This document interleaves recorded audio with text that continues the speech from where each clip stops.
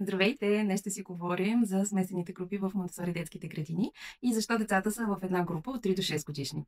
Това е много просто. Монтесори детската градина е много близка до обществото като цяло и до структурата на обществото.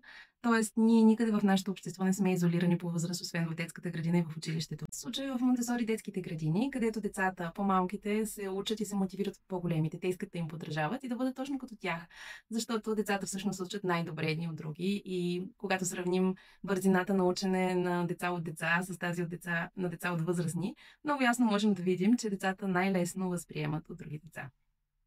По-големите деца в групата, от друга страна, се учат както на академични, така и на социални умения. Тоест, когато детето иска да обясни една игра, която е свързана с математика или да покаже буквичките, то се възприема като можещо и като знаещо. В същото време то затвърждава неговите знания и по този начин ги преговаря. По-големите деца се учат на емпатия, защото те виждат, че по-малките не могат да се справят с всичко, помагат им и по този начин се научават да бъдат помощници. Последвайте ме за още видеа и за още информация за Монтесори педагогиката.